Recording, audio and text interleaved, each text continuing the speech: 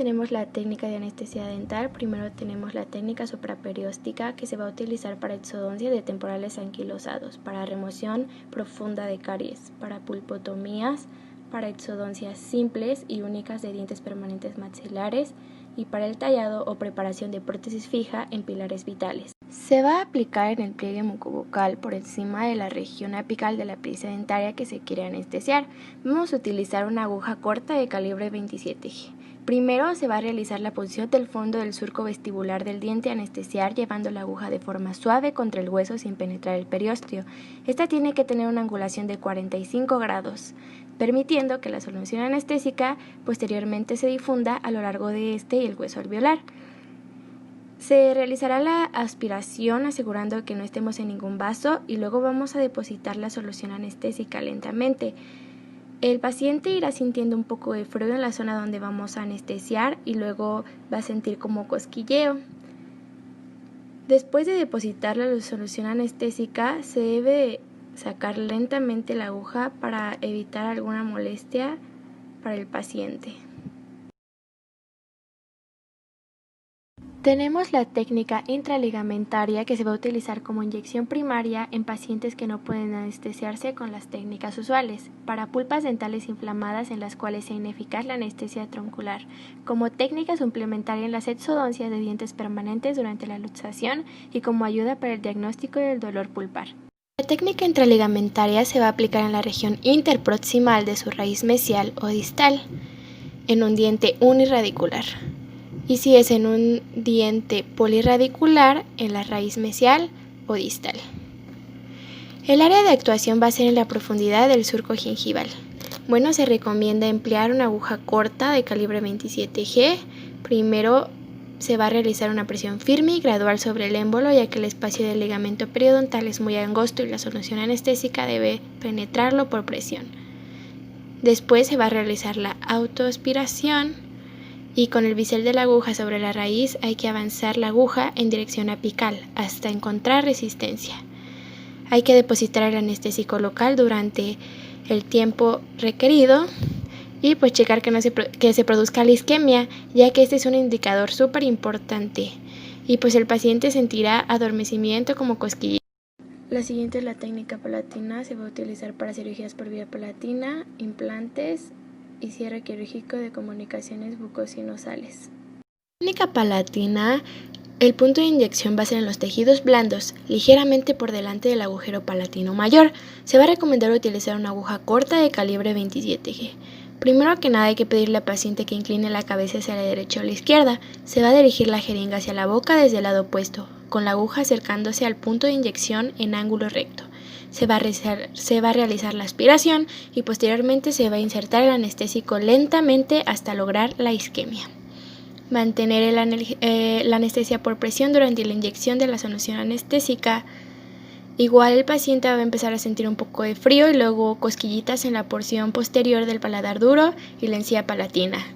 Finalmente, el área isquémica se extiende a medida que el vasoconstrictor disminuye la presión de perfusión y se debe de retirar la aguja lentamente. Bueno, después tenemos la técnica dentario posterior que se va a utilizar para la extracción de terceros molares, quistectomías y para cirugía periapical e implantología. En la técnica dentario posterior, el punto de inyección va a ser a la altura del pliegue mucobucal por encima del segundo molar maxilar. El paciente debe de abrir la boca y se debe tirar de la mandíbula hacia el lado de la inyección. Hay que retraer la mejilla del paciente con su dedo para mejorar la visibilidad e introducir la aguja a la altura del pliegue mucobucal por encima del segundo molar. Se va a utilizar una aguja corta de calibre 27G. Se debe avanzar la aguja lentamente en un solo movimiento hacia la línea media formando un ángulo de 45 grados con el plano oclusal y se debe de realizar la aspiración. Posteriormente depositar la solución y el paciente irá sintiendo un poco de frío en la zona donde vamos a anestesiar y luego cosquillas como adormecimiento. Al último hay que retirar lentamente la jeringa.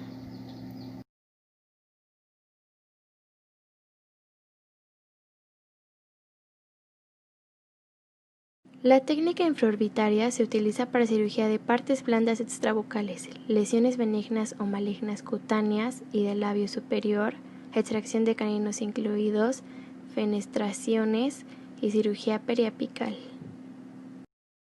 La técnica infraorbitaria, el punto de inyección va a ser a la altura del pliegue mucobucal por encima del primer molar. Primero vamos a utilizar como guía la pupila de los ojos pidiéndole al paciente que mire hacia el techo y del centro de su pupila hacia abajo encontraremos el agujero infraorbitario. Hay que mantener el dedo sobre el agujero o marcar la piel con dicho punto. Vamos a retraer el labio, estirar los tejidos del pliegue mucobucal y se va a utilizar una aguja larga de calibre 25G o 27G. Hay que introducir la aguja a la altura del pliegue mucobucal por encima del primer premolar con el bisel. La orientación de la jeringa va a ser hacia el agujero infraorbitario. Hay que avanzar la aguja con la lentitud hacia el contactar suavemente con el hueso. Se va a realizar la aspiración y se va a inyectar lentamente la solución anestésica. El paciente irá sintiendo un poco de frío, adormecimiento en la parte del hueso malar y escotario infraorbitaria y puede llegar a sentir un calambre. Igual puede sentir párpado caído, pero eso va a ser normal. La técnica mentoniana se utiliza en procedimientos de dientes premolares como exodoncias, endodoncias y colocación de implantes óseos. En la técnica mentoniana vamos a localizar el agujero mentoniano por la palpación. Primero vamos a utilizar una aguja corta de calibre 25G o 27G. Se va a insertar la aguja con una angulación de 45 grados en la mucosa del pliegue mucobucal a nivel de la localización del agujero mentoniano alrededor del segundo premolar mandibular hasta encontrar el tope óseo. Después se va a realizar la aspiración negativa y se va a inyectar lentamente el anestésico.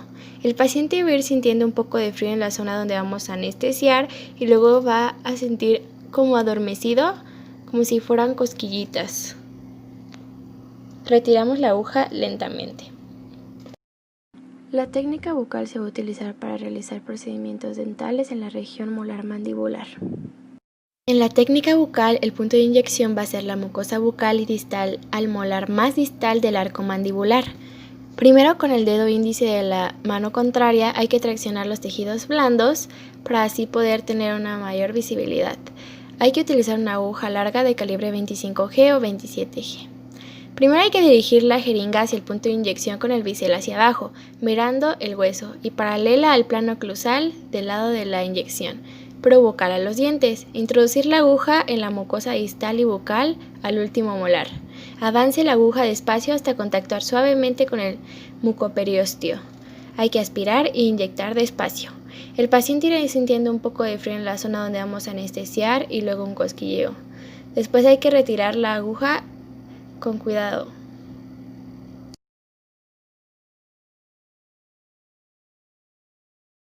Y por último, la técnica dentario inferior se utiliza para la extracción de los terceros molares inferiores. Tenemos la técnica dentario inferior. En los tejidos orales se deben separar ligeramente, la apófisis coronoide se debe identificar. La boca está cerrada, las caras oclusales de los dientes se encuentran en contacto. La jeringa se coloca paralela al plano oclusal de los molares superiores y a 1 centímetro por encima del borde gingival de los mismos. El punto de introducción es en la mucosa lingual mandibular, paralela a los alvéolos maxilares a la altura de 2 grados o 3 grados molar superior en la unión mucogingival. La aguja debe ser larga de calibre 25 a 27G. El punto de introducción se va a introducir la aguja en los tejidos blandos descansando en la rama mandibular, entre la posición vertical de la rama de la mandíbula y la tuberosidad maxilar. Se debe realizar la aspiración y depositar la anestesia a la mitad del camino entre el foramen mandibular y el cuello del cóndilo. El paciente irá sintiendo frío y cosquillas.